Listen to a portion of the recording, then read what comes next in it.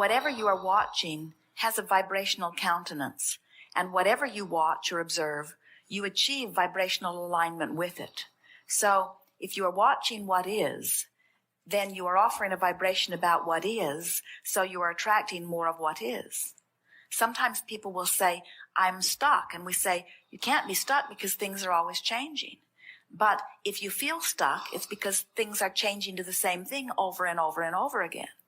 Those are really powerful words, changing to the same thing. Things are always in motion, so it's always changing, but you might be replicating what is. So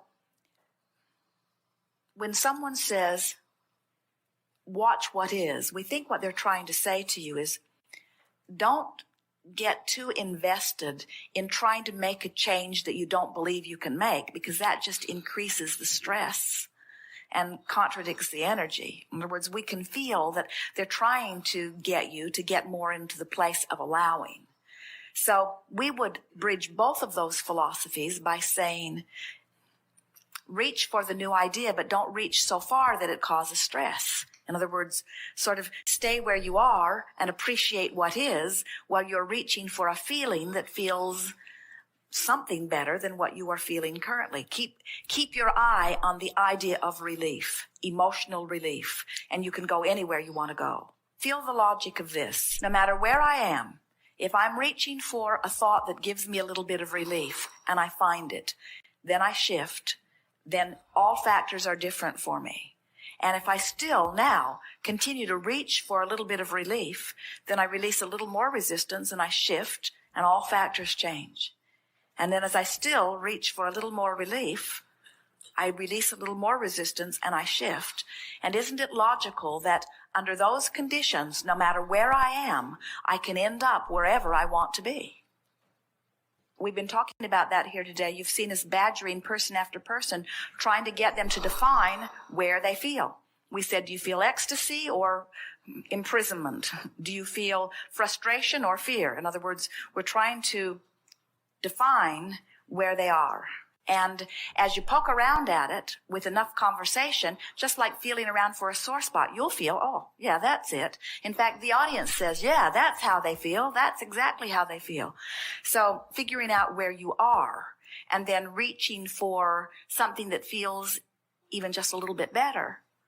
And then the important key, and the key that's missing for most people, is when you acknowledge where you are and you stop, we tease, we say you would not put a happy face, she can sort of feel that. And so sometimes what happens when powerful teachers come forward, and you are certainly one of those, and you have this desire to be one who helps to uplift, when there is something that is going on in mass consciousness where there's a lot of disruption, sometimes you can pick up on those energy streams, but you don't find vibrational alignment with them if you don't somehow consciously find something that matches them that you are beating the drum of.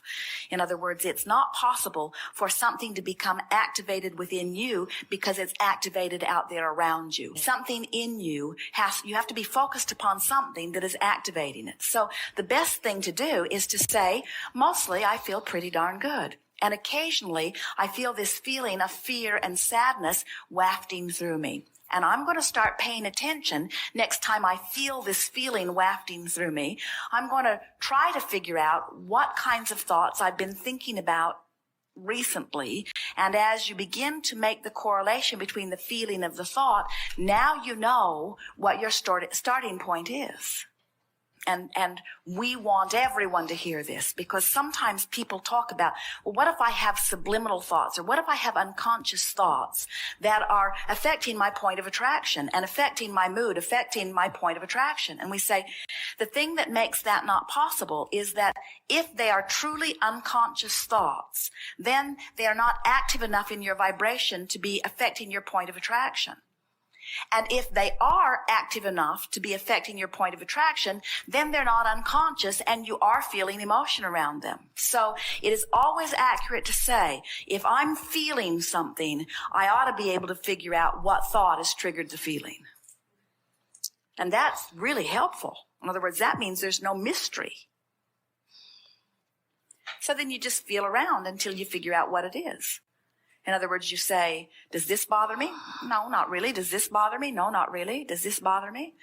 Or you watch television go by and you see the things that bother you, or you watch commercials go by, or you listen to your friends. In other words, you just start trying to note the correlation between what you're thinking and how you're feeling. Right now, you want to understand all of this. You want to be the best deliberate creator that anyone has ever known. You want to apply this stuff. You want to live happily ever after. You know that you ought to be able to.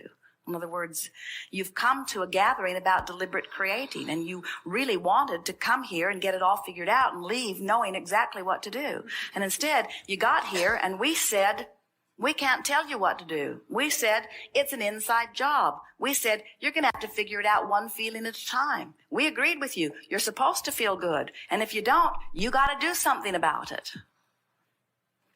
You want to be a deliberate creator, which means you want to think on purpose so that you can control the way you feel. And you say, well, that's okay. I can deliberately think thoughts and I can deliberately evoke feelings. But what about feelings being there that I haven't deliberately thought? What do I do about those? Well, when that happens, it is always because you're trying to make too big of jumps. In other words, you're trying to figure too much out at once. When, if you will, that's why we're talking to all of you in the way that we are today about making it an emotional journey rather than an action journey or a physical journey. So you might leave this gathering saying, I'm not exactly sure what's bothering me. I am and I'm not. But rather than figuring out what's bothering me so that I can feel better, I've decided to just try to feel better. And as you try to feel better, what's bothering you will show itself to you. In other words, it's an interesting thing. People worry about contrast, but we say contrast serves you in so many ways, because whenever you know what you don't want, you know more clearly what you do want, and other way around. Whenever you know what you do want, you know more clearly what you don't want. And so as long as you trust that nothing is going to carry you away, that you've got control of which way you're going, then you can sort of relax and not be afraid of your feelings. Stop and ask yourself. At any time, you can stop and say, should I continue to make this something that I'm just trying to resolve in my mind by avoiding it, by not thinking about it, or by fantasizing it turning out the way I want? At any time, I can switch this from an emotional journey to an action journey. Let's see, is today the day? Today I think I will write the check, or today I think I will sign the agreement that says that I will accept this as my responsibility. How does that feel? In other words, you get to stop and ask yourself that question anywhere along the way. But what we're suggesting is the longer that you can put off any action when either course of action feels uncomfortable, and the longer you can say, you know, as I think about this, I don't feel good, and there are a million other things I could think about. Let me think about this and let me think about this. Then what happens is you shore up your vibration. You hold yourself more. Our friend asked it earlier. She said, these were not her exact words, but this was the sentiment that she was asking. Abraham, she said, are you telling me that I could use the power of my ability to focus and just find good feeling things to think about, and everything that I have ever wanted would then come into place for me? And we say, absolutely, that is our absolute promise to you. Because through the ordeal, you've let the universe know what you think is fair and what you want. And the universe has heard you and is in absolute agreement with you and has organized circumstances and events in order to give you an outcome that will be pleasing to you. And every moment you worry, you just hold that outcome off. Every moment you justify how right you are and how wrong they are, you hold that outcome off. Every minute that you fret or worry, you just hold yourself out of vibrational alignment with what the universe already is holding in escrow for you, you see.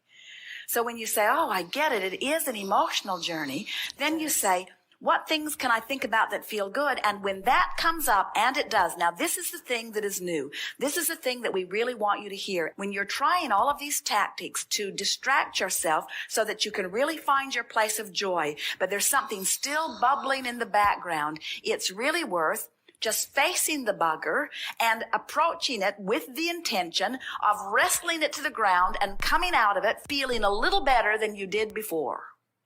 In other words, just working it around in your mind, making yourself somehow, some way feel a little better about it now than you did. And when you do, stop and say, oh, it's not all the way resolved, but I'm no longer powerless. I do feel better. I do feel better. And once you beat the drum of that better feeling for a day or two, in other words, you haven't resolved yourself all the way into ecstasy or into fulfillment. You just feel a little better than you did, but you're proud of feeling a little better than you did. And you feel so not out of control now because you're back in control of the way you feel. In other words, there is nothing like a free-spirited, freedom seeker, deliberate, creative genius like you that's going to bother you more than feeling like you don't have power of your own experience, you see. And sometimes these things that as time passes, you'll look back and you'll see this all as trivial. But we would not begin to call it trivial because it feels really big to you right here and now. It is real life. It's what you are cutting your vibrational teeth on. And it will serve you as you are able to feel better about it now. So just soothe yourself generally by saying it will get smaller, or it doesn't matter, or I'm going to figure it out, and off you go. What you're hearing us talking about here today is that if you are taking the emotional journey, then you should be able to eliminate the need for the condition to change. You should be able to achieve your feeling of peacefulness, regardless of what is going on in your environment. And when you do, then your environment will acquiesce to your vibration of peacefulness and will yield to you the serene environment that you are looking for. You're right on the brink, and we think that you feel this in many areas of your life. You're right on the brink of allowing so many things through, and you often wonder, what is it that I am doing? And we want to say to you, the thing that you're doing is the questioning, what is it that I'm doing? In other words,